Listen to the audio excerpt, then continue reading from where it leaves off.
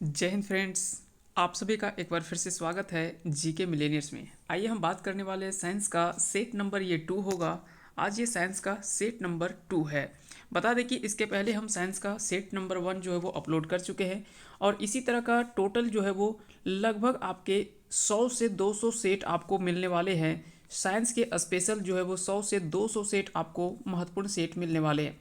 बता दें कि इसमें लगभग अगर क्वेश्चंस की संख्या अगर बात करें तो लगभग 40 से लेकर 50 के बीच में अप्रोक्स में हर दिन जो है वो सवाल रहेगा।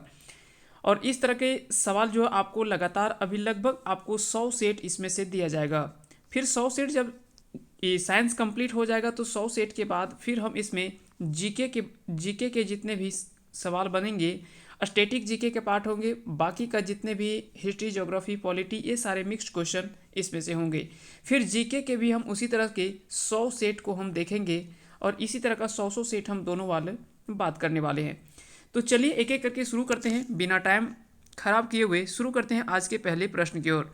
आज का पहला सवाल है कि एस्टिग्मेटिज्म एक बीमारी है। तो एस्टिग्मेटिज्म एक बीमारी है, यह किसकी बीमारी है? तो बता दें कि यह आंखों की, मुख्य रूप से यह जो है वो आंखों की बीमारी है। एस्टिग्मेटिज्म जो है वो किसकी बीमारी? तो आंखों में होने वाली बीमारी है। आगे चलते हैं, विश्व स्वास्थ्य दिवस किस दिवस को मनाया जाता है, किस दिन को मनाया जाता है? तो बता दें कि 7 अप्रैल को विश्व स्वास्थ्य दिवस मनाया जाता है।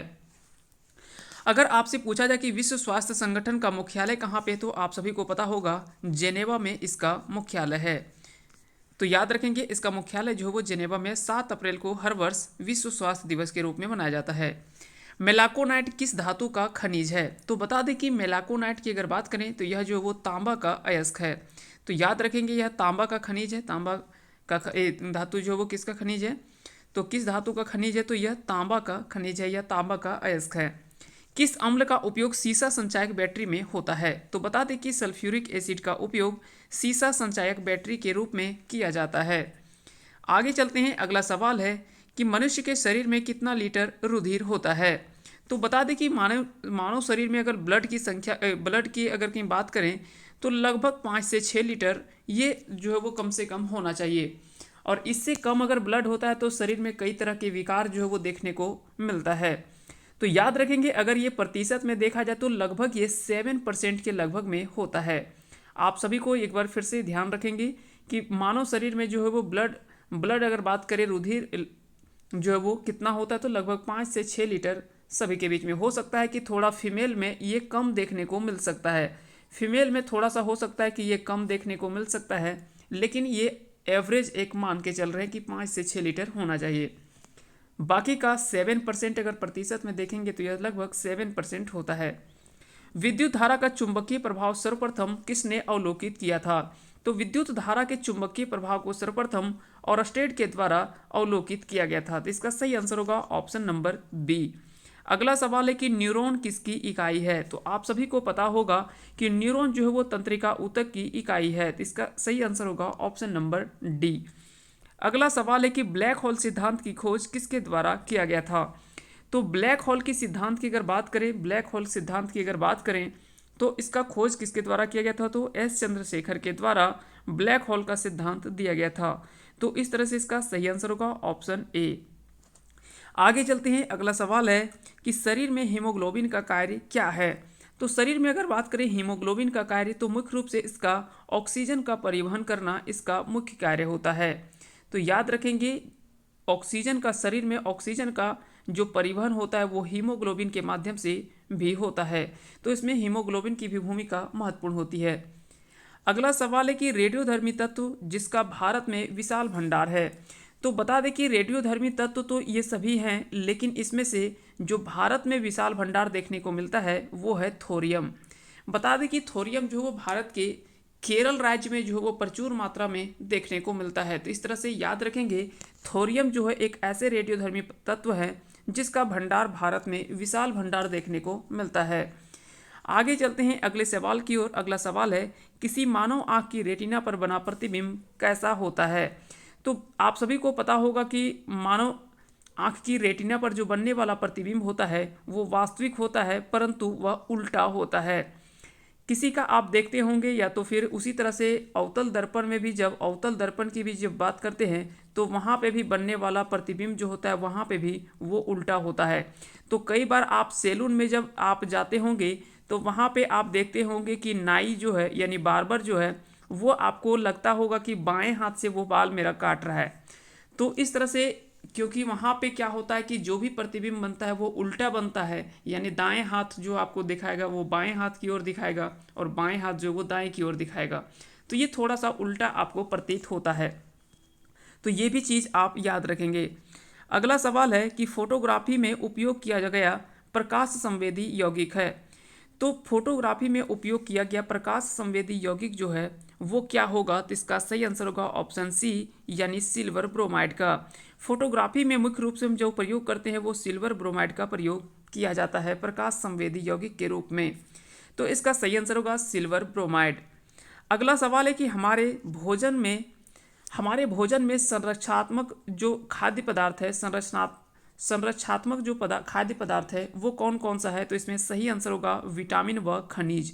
विटामिन एवं खनिज जो है हमारे भोजन में अगर बात करें तो यह संरक्षात्मक खाद्य पदार्थ के रूप में माना जाता है। अगला सवाल देख लेते हैं। अगला सवाल है कि 1 ग्राम वाले पदार्थ का तापमान 1 डिग्री सेल्सियस बदलने के लिए आवश्यक ऊष्मा की मात्रा को क्या कहते हैं। तो आप सभी को पता होगा कि 1 ग्राम वाले पदार्थ का टेम्परेचर अगर 1 डिग्री सेल्सियस तक अगर बढ़ाया जाए, अगर फिर से हम देख लेते हैं कि 1 ग्राम वाले पदार्थ का तापमान 1 डिग्री सेल्सियस तक बदलने के लिए आवश्यक ऊष्मा की मात्रा को हम विशिष्ट ऊष्मा कहते हैं। तो याद रखेंगे इसका सही आंसर होगा ऑप्शन ए विशिष्ट ऊष्मा। अगला सवाल है कि पीतल किसका मिश्रण है। तो आप सभी को पता होगा कि पीतल का मिश्रण इस तरह से भी आप याद रख सकते हैं। पिताजी इसका जो है वो शॉर्ट ट्रिक भी हमने देखा था कि पी से हो गया पीतल, इस ता से हो गया तांबा और ज से हो गया जस्ता, यानी तांबा और जस्ता से मिलकर बना होता है पीतल। तो याद रखेंगे तांबा और जस्ता। तो इसका सही आंसर होगा ऑप्शन सी, तांबा और जस्ता से मिलकर बना होता है। अगला सवाल है कि टांका या तो फिर सोल्डर किसका मिश्रण होता है।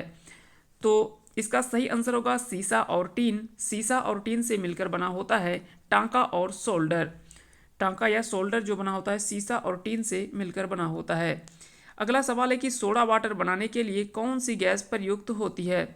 तो सोडा वाटर बनाने के लिए मुख्य रूप से हम कार्बन डाइऑक्साइड का प्रयोग करते हैं। तो इसका सही आंसर होगा ऑप्शन सी यानी कार्बन डाइऑक्साइड। वह उपकरण जो विद्युत ऊर्जा को यांत्रिक ऊर्जा में बदलता है कहलाता है। तो वह ऊर्जा जो विद्युत ऊर्जा को यांत्रिक ऊर्जा में बदलता है वह होता है विद्युत मोटर। तो याद रखेंगे इसका सही आंसर होगा विद्युत मोटर। वहीं यांत्रिक ऊर्जा को विद्युत ऊर्जा में जो बदलता है वो होता है डायनेमो। तो याद रखेंगे यांत्रिक ऊर्जा को विद्युत ऊर्जा में जो बदलता है उसे डायनेमो कहते हैं, जबकि विद्युत ऊर्जा को यांत्रिक ऊर्जा में जो बदलता है उसे विद्युत मोटर कहते हैं। तो याद रखेंगे विद्युत मोटर जो है उसका मुख्य कार्य होता है विद्युत ऊर्जा को यांत्रिक ऊर्जा में बदलना। आगे चलते हैं। अगला सवाल है कि गतिज ऊर्जा का अभिव्यंजक है। तो गतिज ऊर्जा आप सभी को पता होगा कि इसका मेन फॉर्मूला जो होता है जो हम जनरली यूज़ करते हैं वो है ½ mv²। तो ½ mv² यहाँ पे ध्यान रखेंगे। साथ ही साथ अगर बात करें स्थितिज ऊर्जा की, तो स्थितिज ऊर्जा का जो व्यंजक होता है अभिव्यंजक होता है वो होता है mgh। ये दोनों आप याद रखेंगे। स्थितिज ऊर्जा के लिए mgh, जबकि गतिज ऊर्जा के लिए ½ mv²। इसका सही आंसर होगा। अगला सवाल है कि प्रतिध्वनि किस कारण से सुनाई देती है। तो आप सभी को पता होगा कि जब ध्वनि किसी सतह से टकरा करके वापस हमें वह ध्वनि जो वो सुनाई देता है तो उसी को हम प्रतिध्वनि के नाम से जानते हैं। तो याद रखेंगे इसका राइट आंसर होगा ध्वनि तरंगों का परावर्तन। इस तरह से इसका सही आंसर होगा ऑप्शन ए यानी ध्वनि तरंगों का परावर्तन के कारण से ही हम प्रतिध्वनि सुन सकते हैं। अगला सवाल है कि पानी से भरे एक बर्तन में बर्फ का एक टुकड़ा तैर रहा है। पूरी बर्फ पिघलने पर बर्तन का जल स्तर क्या होगा। तो ऐसे सवाल आप अक्सर पहले से पढ़ रहे होंगे। अगर साइंस पढ़े होंगे तो ये सारे बेसिक सवाल हैं, लेकिन जैसे जैसे हम सेट में आगे बढ़ेंगे वहाँ पे आपको टफ वाले सवाल जो वो देखने को मिलेगा। कठिन प्रश्नों को भी इसमें हम शामिल करेंगे, लेकिन जैसे जैसे हम आगे बढ़ते जाएंगे धीरे धीरे जो सेट का लेवल होगा वो ऊपर जाएगा। तो इसका राइट आंसर होगा अपरिवर्तित रहेगा। इस तरह से इसका सही आंसर क्या हो जाएगा, अपरिवर्तित रहेगा। लेकिन अगर यहाँ पे सवाल में अगर आयतन आपसे पूछा होता कि आयतन इसका क्या होगा, तो याद रखेंगे आयतन जो होता है इसका घट जाता है। जब भी याद रखेंगे जब बर्फ पिघलेगा तो उसका आयतन जो होता है वो क्या होगा, तो घट जाएगा। तो ये भी आप ध्यान रखेंगे। अगला सवाल है कि दो समानांतर दर्पणों के बीच में धातु के एक गोले को रखा जाता है, इससे बने प्रतिबिंबों की संख्या कितनी होगी। तो ये भी सवाल जो वो बेसिक सवाल है और इसका सही आंसर आप सभी को पता होगा। इसका राइट आंसर होगा ऑप्शन डी यानी असंख्य। असंख्य या तो फिर अनंत हम कह सकते हैं, अनंत भी कह सकते हैं। याद रखेंगे दो समानांतर दर्पणों के बीच में अगर कहता है कि दो समांतर दर्पणों के बीच में अगर कोई धातु को रखते हैं तो उसका बनने वाला प्रतिबिंब जो होगा वो क्या होगा, तो अनंत होगा। तो इस तरह से इसका सही आंसर होगा ऑप्शन डी यानी असंख्य। अगला सवाल है कि सार्स बीमारी में अक्षर ए को निरूपित करता है। तो ए जो वो क्या होता है, तो बता दें कि सार्स का पूर्ण रूप जो होता है वो होता है सेवियर एक्यूट रेस्पिरेटरी सिंड्रोम। तो यहाँ पे क्या है कि आपसे ए के बारे में पूछा गया है कि ए से क्या होगा। तो याद रखेंगे ए का मतलब होता है acute, severe acute respiratory syndrome. तो इसका आप पूरा भी लिख सकते हैं, सेवियर एक्यूट रेस्पिरेटरी सिंड्रोम। तो इस तरह से इसका सही आंसर होगा एक्यूट, आंसर होगा डी। अगला सवाल है कि डिप्थेरिया बीमारी प्रभावित करती है। तो आप सभी को पता होगा कि डिप्थेरिया बीमारी जो होता है वो हमारे गले में दिखाई देता है, तो गला को प्रभावित करने वाला यह रोग है। तो इस तरह से इसका सही आंसर होगा ऑप्शन बी। तो याद रखेंगे डिप्थेरिया बीमारी जो है वो गला को प्रभावित करता है। अगला सवाल है कि सरल यांत्रिक लाभ वाले लीवर में होता है। तो सरल यांत्रिक लाभ वाले लीवर में होता है। तो यहाँ पे एक शब्द आपका उपयोग हुआ है लीवर। तो याद रखेंगे लीवर यहाँ पे ये आपका शरीर वाला लीवर का बात नहीं कर रहा है, ये आपके फिजिक्स से संबंधित है। ये फिजिक्स का चैप्टर है, वहाँ से आपसे ये पूछा जा रहा है, जहाँ पे हम तीन चीज़ मुख्य रूप से पढ़ते हैं। किसी भी लीवर में जब हम पढ़ते हैं तो वहाँ पे तीन चीज़ हमको पढ़ना होता है। एक होता है भार, एक होता है आयास और एक होता है फलक्रम। तो ये तीनों हम वहाँ पे पढ़ते हैं इसके बारे में। तो यहाँ पे आपसे पूछा जा रहा है कि सरल यांत्रिक लाभ वाले लीवर में क्या होता है। तो इसका सही आंसर होगा ऑप्शन बी यानी आयास या तो फिर प्रयास और फलक्रम के बीच में भार होता है। तो डब्ल्यू जो होता है वो बीच में होता है, डब्ल्यू जो होता है वो बीच में होता है, जबकि ई हो गया यानी एफर्ट हो गया और दूसरा है फलक्रम।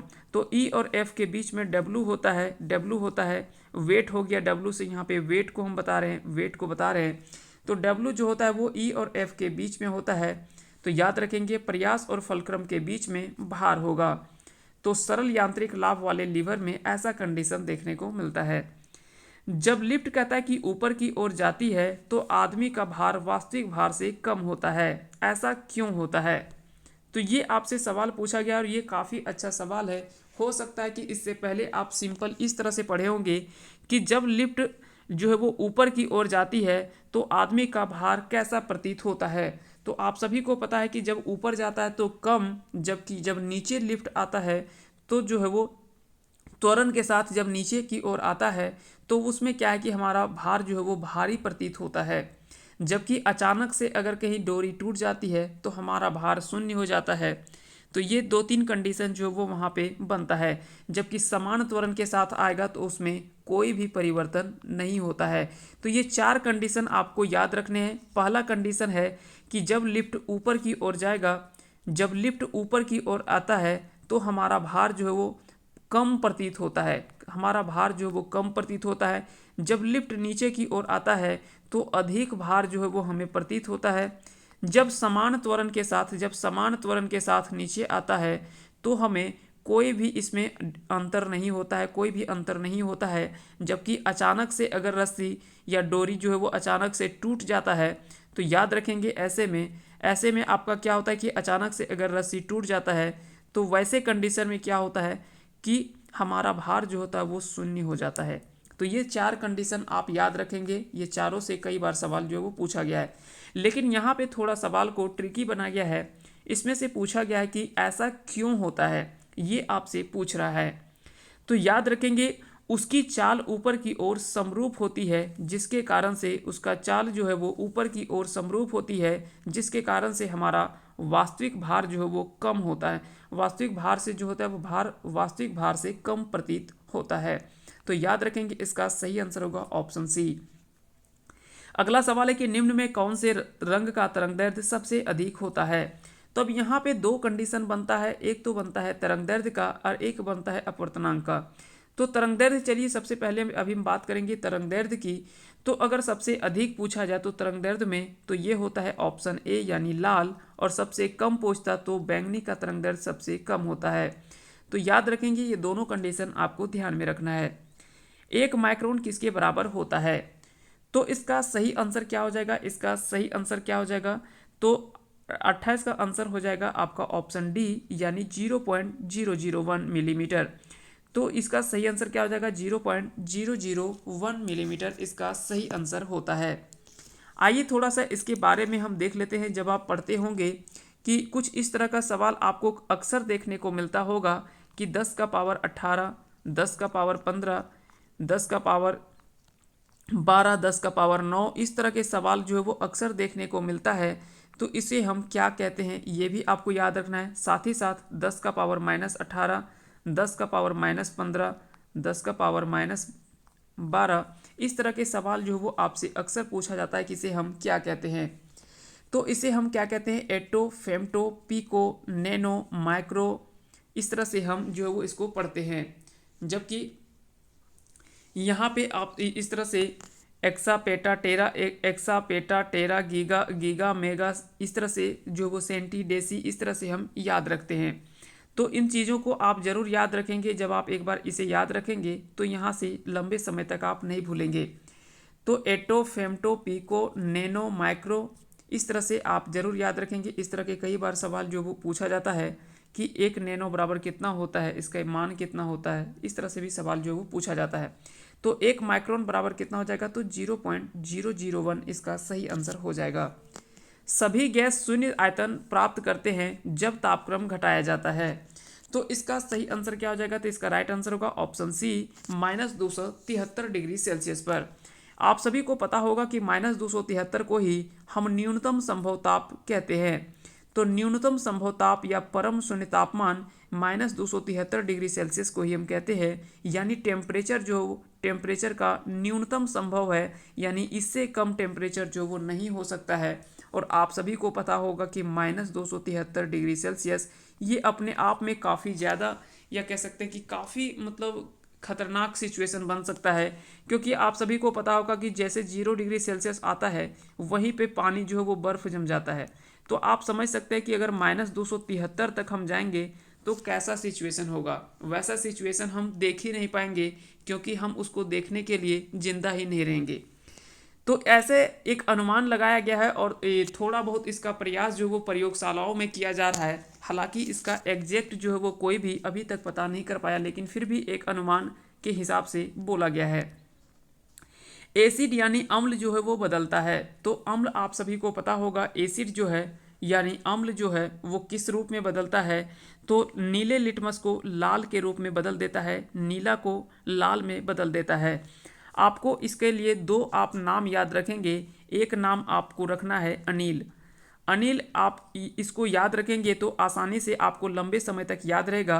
अ से होता है अम्ल, अ से होता है अम्ल, जो कि नीला से लाल में परिवर्तित करता है।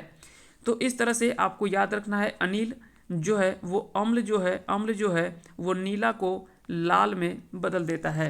तो नीले लिटमस को लाल में जो बदलता है उसे हम अम्ल कहते हैं। जबकि क्षार जो है वो है, क्षार जो क्या करता है, तो लाल लिटमस को नीला में परिवर्तित कर देता है। तो इसको भी आपको याद रखना है। अनिल आप याद रखेंगे, जैसे आप एक याद रखें तो दूसरा आपको याद करने की आवश्यकता नहीं है। क्योंकि आप सभी को पता है कि अगर अम्ल जो है नीला को लाल में परिवर्तित कर रहा है, तो क्षार जस्ट इसका ऑपोजिट काम करता है, यानी लाल से ये नीला में परिवर्तित कर देगा। तो क्षार को हमको याद करने की आवश्यकता नहीं है, सिर्फ आप अम्ल के बारे में याद रखें, क्षार आपको याद रहेगा। अगला सवाल देख लेते हैं कि चीनी के घोल में तापक्रम बढ़ाने पर चीनी की विलेयता क्या होती है। तो चीनी के घोल में तापक्रम बढ़ाने पर चीनी की विलेयता जो होती है वो क्या होगी। आप सभी को पता होगा, जब आप चाय बनाते होंगे तो आप देखते होंगे कि जब पानी उसमें गर्म होता है, जैसे जैसे उसमें टेम्परेचर बढ़ता है तो उसमें जैसे चीनी डालेंगे तो वो धीरे धीरे जल्दी जो है वो घुल जाता है। यानी जैसे चीनी के घोल में तापक्रम जैसे जैसे हम बढ़ाएंगे तो चीनी की विलेयता जो है वो बढ़ती जाती है, यानी वो जल्दी जल्दी से वो घुल जाएगा। तो आप सभी का इसका सही आंसर क्या हो जाएगा, ऑप्शन बी। यानी जैसे टेम्परेचर यहाँ पे, जैसे हम यहाँ से टेम्परेचर बढ़ाएंगे, जैसे यहाँ से हम टेम्परेचर बढ़ाएंगे वैसे ये इसकी विलेयता जो है वो धीरे धीरे बढ़ना शुरू हो जाएगा और चीनी यहाँ से गायब हो जाएगा, यानी ये पूरा जो है वो पानी में घुल जाएगा। अगला सवाल देख लेते हैं कि कार्बन का शुद्धतम रूप कौन सा है। तो कार्बन का शुद्धतम रूप आप सभी को पता होगा, इसका सही आंसर होगा ऑप्शन डी, यानी हीरा। हीरा इसका जो है वो राइट आंसर हो जाएगा। अगला सवाल है कि निम्नांकित में से कौन सा तत्व कार्बनिक यौगिकों में मौजूद रहता है। तो इसका आंसर आपको बताना है कि इसका सही आंसर क्या होगा। तो इसका सही आंसर होगा ऑप्शन ए, यानी कार्बन। कार्बन जो है इसमें पूछा जा रहा है कि इनमें से कौन सा तत्व में कार्बनिक यौगिकों में मौजूद रहता है। तो इसका सही आंसर होगा कार्बन, क्योंकि नाम ही कार्बनिक यौगिक है तो कार्बनिक यौगिक यहाँ पे याद रखेंगे, इसका सही आंसर होगा कार्बन। अगला सवाल है कि कौन सी गैस का आवरण सूर्य से निकली पराबैंगनी विकिरण को अवशोषित करता है। तो यहाँ से पूछा गया कि कौन सी गैस का आवरण सूर्य से निकली हुई पराबैंगनी विकिरण को अवशोषित करता है। तो इसका सही आंसर हो जाएगा आपका ऑप्शन ए, यानी ओजोन। आप सभी को पता होगा कि अगर वायुमंडल में बात करें तो कई अलग अलग लेयर जो है वो बना हुआ है और इसको हम अलग अलग नामों से जानते हैं, जैसे क्षोभ मंडल, समताप मंडल, मध्य मंडल, आयन मंडल और बाह्य मंडल। इस रूप में जो है वो हम मानते हैं। क्षोभ मंडल सबसे पहले आता है, जितने भी मौसमी घटनाएं जो देखने को मिलता है वो सारे क्षोभ मंडल में देखने को मिलता है। तो इसको ट्रोपोस्फेयर के नाम से जाना जाता है, इसे ट्रोपोस्फेयर कहते हैं। ट्रोपोस्फेयर से इस तरह से भी याद रख सकते हैं कि ट्रोपो यानी टोप, जो बूंदाकार होता है, जब पानी अगर पड़ता है तो टूप टप टप ये बढ़ता है। तो ट्रोपोस्फेयर से आप याद रख सकते हैं कि जो भी मौसमी घटनाएं होती है वो क्षोभ मंडल में होता है, यानी ट्रोपोस्फेयर उसको कहते हैं। अगला जो आता है वो है समताप मंडल। समताप मंडल, और समताप मंडल के ही ऊपरी भाग में जो है एक लेयर होता है, मोटा लेयर होता है, और इस लेयर को हम क्या कहते हैं। तो इस लेयर को जो कहते हैं, तो याद रखेंगे इस लेयर को हम क्या कहते हैं, ओजोन लेयर कहते हैं। तो इसी के ऊपरी सतह को हम ओजोन लेयर कहते हैं। ये समताप मंडल का ही भाग है। ये नहीं आप सोचते होंगे कि इसका जो कोई अलग से लेयर बनता है या तो कोई एक अलग से मंडल है। तो याद रखेंगे इसका सही आंसर होगा आपका ओजोन लेयर जो है वो समताप मंडल का ही भाग है, समताप मंडल का ही अंग है। और समताप मंडल को हम इंग्लिश में स्ट्रेटोस्फेयर के नाम से जानते हैं। उसके बाद आपका आता है, और समताप मंडल में ही आप सभी को पता होगा कि जितने भी हवाई जहाज वगैरह जो है ये सारे जो वो समताप मंडल में आपको देखने याद रखेंगे, समताप मंडल में ही जो है वो हवाई जहाज वगैरह जो है वो यात्रा देखने को मिलता है, क्योंकि यहाँ पे समान ताप जो है वो हमेशा समान ताप रहता है। साथ ही साथ ये ओजोन परत जो है वो ऊपर में जितने भी ऊपर से आने वाली पराबैंगनी विकिरण को नीचे पृथ्वी पर आने नहीं देता है, जिसके कारण से हमारे शरीर में कोई भी तरह का नुकसान नहीं होता है। नहीं तो अगर ये पराबैंगनी किरण जो वो पृथ्वी तक पहुंच जाएगा तो हमें स्किन कैंसर जैसा भयानक बीमारी देखने को मिल सकता है। तो आप सभी को पता होगा कि पराबैंगनी विकिरण अगर कहीं पृथ्वी तक पहुंचेगा तो इससे जो है वो स्किन कैंसर जैसे भयानक बीमारी देखने को मिल सकता है। उसके अलावा अगर बात करें मध्यमंडल, तो मध्यमंडल जो है वो मुख्य रूप से इसका कार्य जो होता है वो होता है उल्का पिंड को नीचे की ओर नहीं आने देना, यानी उल्का पिंड को जो है वो ऊपर की ओर ही डिस्ट्रॉय कर देता है, यानी ऊपर से नीचे की ओर नहीं जाने देता है। ये काम होता है मध्यमंडल का। उसके बाद आता है आयन मंडल। आयन मंडल बता दें कि जितने भी टेलीविज़न सिग्नल, फ़ोन सेवा, ये सारे जितने भी सिग्नल वगैरह का काम होता है वो सारा आयन मंडल में ही होता है। उसके बाद सबसे लास्ट परत आता है वो आता है बाह्य मंडल, जिसे एक्सोस्फेयर के रूप में जानते हैं, जबकि आयन मंडल को आयनोस्फेयर कहते हैं।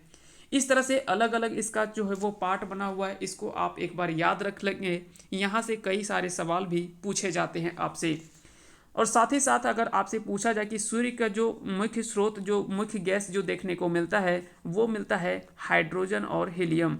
हाइड्रोजन और हीलियम जो है वो मुख्य रूप से सूर्य का जो वो देखने को मिलता है, सूर्य में जो सबसे ज़्यादा देखने को मिलता है वो हाइड्रोजन और हीलियम का प्रभाव जो है वो देखने को मिलता है। तो ये भी कई बार जो है वो सवाल जो है वो पूछा गया है। और या आप सभी को पता होगा कि हाइड्रोजन जो है वो काफ़ी हल्की गैस होता है, जिसके कारण से ये धीरे धीरे ऊपर की ओर शिफ्ट करते हैं, जबकि कार्बन डाइऑक्साइड जो होता है ये थोड़ा भारी गैस होता है, जिसके कारण से यह धीरे धीरे जो है वो नीचे की ओर शिफ्ट करता है और यह नीचे जो है वो रहता है। आगे चलते हैं, अगला सवाल है और आज का ये अंतिम सवाल है कि मायोपिक मायोपिक आंख किसके प्रयोग द्वारा ठीक की जा सकती है। तो सबसे पहले तो आपको समझना होगा कि मायोपिक जो है यह किसका नाम है। तो आपने सुना होगा दूरदृष्टि दोष और निकट दृष्टि दोष। हालांकि इसके अलावे भी जो है दो और आता है, एक होता है अबिंदुकता और चौथा होता है जरा दृष्टि दोष। ये चार कंडीशन आपको देखने को मिलता है कई बार। दृष्टि दोष को लेकर कई बार जो वो ऐसे चार सवाल पूछे जाते हैं और इनको ठीक करने के लिए जो कुछ हम लेंस का उपयोग करते हैं। तो कई बार यहाँ से सवाल जो वो पूछा जाता है इस तरह का। तो मायोपिक आँख का जो इसका जो दूर किया जाता है वो किया जाता है अवतल लेंस के माध्यम से। तो सबसे पहले तो हमको ये समझना होगा कि मायोपिक जो कहा जाता है वो किसे कहा जाता है। तो निकट दृष्टि दोष को, निकट दृष्टि दोष को हम कहते हैं मायोपिया या फिर मायोपिक। तो मायोपिया जो है वो निकट दृष्टि दोष को कहते हैं। निकट दृष्टि दोष को बदलने के या उसे ठीक करने के लिए अवतल लेंस का हम प्रयोग करते हैं। जबकि हाइपरमेट्रोपिया, अगर बात करें हाइपरमेट्रोपिया, तो हाइपरमेट्रोपिया जो होता है यह दूर दृष्टि दोष को कहा जाता है और इसे ठीक करने के लिए हम उत्तल लेंस का प्रयोग करते हैं। तो याद रखेंगे इसका, इस तरह से इस सवाल का आंसर जो होगा वो होगा ऑप्शन ए यानी अवतल लेंस।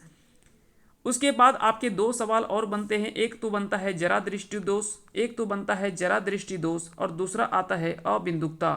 तो ये दोनों के बारे में आप कमेंट करके बताएंगे कि जरा दृष्टि दोष को दूर करने के लिए किस तरह का लेंस का प्रयोग करते हैं और अबिंदुकता को दूर करने के लिए हम किस लेंस का प्रयोग करते हैं। तो आपको कमेंट करके बताना है कि इन दोनों तरह के जो भी विकार उत्पन्न होते हैं इनको दूर करने के लिए हम किस लेंस का प्रयोग करते हैं।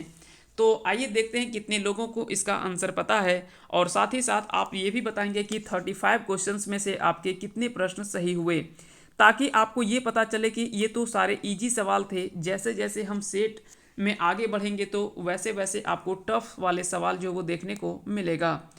तो आज देखते हैं कि 35 में से ये इजी सवाल थे, इसमें से आपके कितने प्रश्न सही हुए।